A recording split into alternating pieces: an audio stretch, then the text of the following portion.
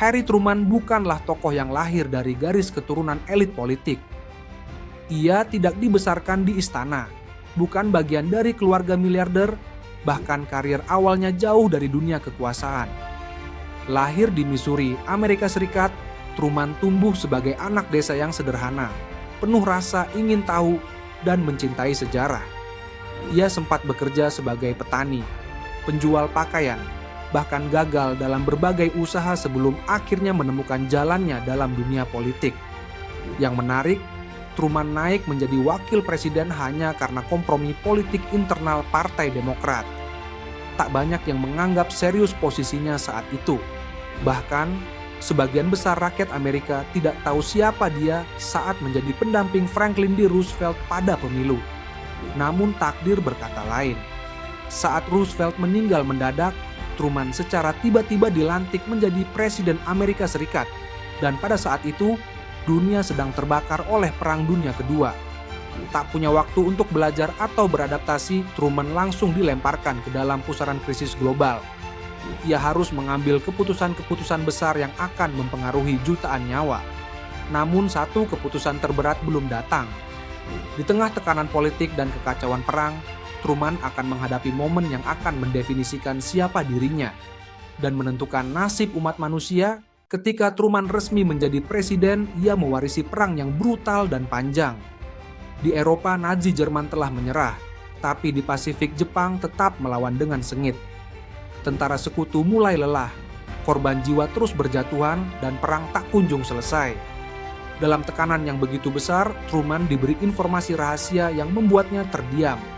Amerika telah berhasil mengembangkan senjata paling mematikan yang pernah dibuat, bom atom.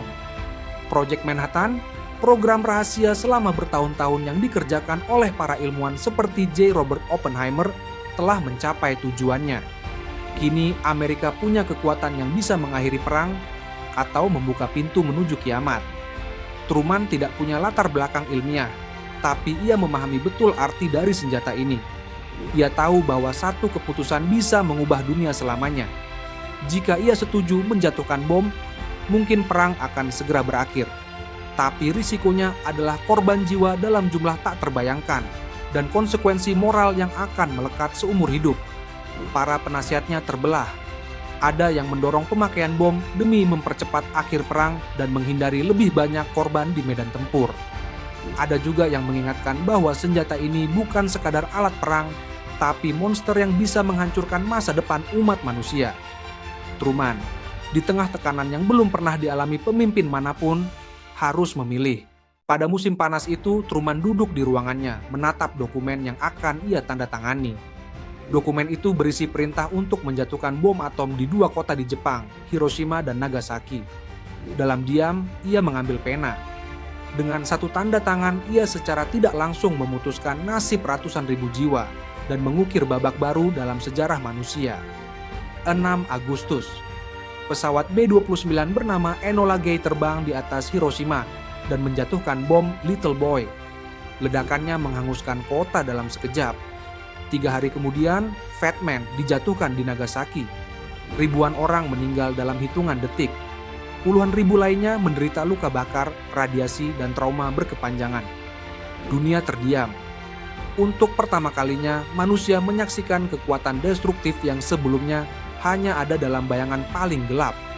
Truman tampil di hadapan publik, mengumumkan bahwa bom digunakan untuk menyelamatkan nyawa lebih banyak, dan memaksa Jepang menyerah. Dalam waktu singkat, Perang Dunia Kedua pun benar-benar berakhir.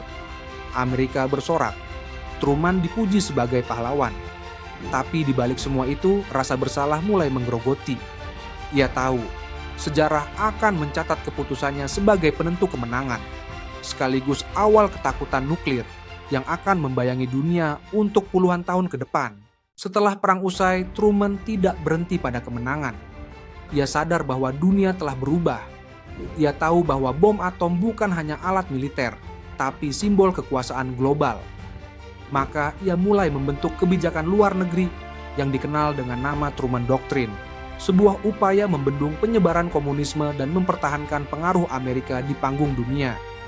Truman juga memimpin pendirian Perserikatan Bangsa-Bangsa, membantu membangun kembali Eropa lewat Marshall Plan, dan memperkuat NATO sebagai aliansi pertahanan yang hingga kini masih berdiri. Ia bukan pemimpin flamboyan, ia bukan orator ulung, tapi ia punya tekad baja dan keberanian untuk mengambil keputusan sulit, bahkan ketika popularitasnya menurun. Namun di dalam negeri ia menghadapi perlawanan. Banyak yang tak setuju dengan kebijakan luar negerinya. Ia dicaci, dikritik, dan bahkan diancam. Tapi Truman tidak pernah goyah. Ia percaya bahwa kepemimpinan sejati bukan tentang disukai semua orang, tapi tentang melakukan hal yang benar, walau tak populer. Di balik semua keputusan kerasnya, Truman tetap manusia. Ia sering duduk sendiri di malam hari, menulis diari, mempertanyakan apakah yang ia lakukan benar. Tapi tak sekalipun ia menarik kembali keputusannya. Ia tahu, sejarah akan menilai. Bukan saat ini, tapi bertahun-tahun ke depan. Ketika masa jabatannya berakhir, Truman tidak menjadi miliarder atau membangun yayasan besar seperti banyak presiden setelahnya.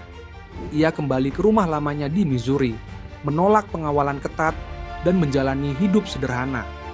Ia menulis memoar, berinteraksi dengan warga, dan tetap aktif dalam diskusi sejarah dan politik. Truman adalah simbol dari pemimpin yang tidak mencari pujian.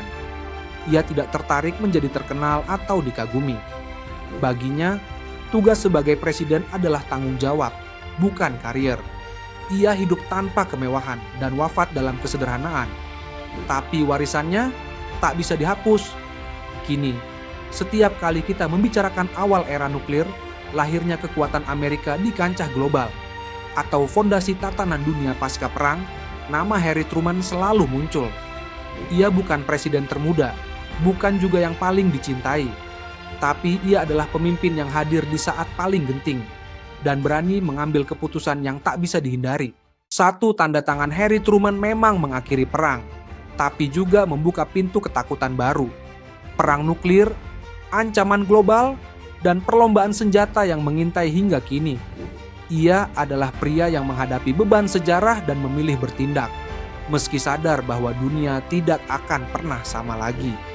Dari seorang anak petani hingga pemimpin dunia, kisah Truman adalah bukti bahwa keberanian tidak selalu tampil dengan teriakan keras. Kadang hadir dalam diam dan keputusan yang sunyi, tapi penuh dampak. Jika kisah ini menyentuhmu, jika kamu ingin terus mendengar cerita tokoh-tokoh yang mengubah sejarah dunia dengan cara yang tidak selalu mudah, dukung channel Biografi Kilat. Klik tombol suka sebagai penghormatan untuk sejarah. Tuliskan pendapatmu di kolom komentar dan tekan subscribe agar kamu tidak ketinggalan kisah inspiratif lainnya.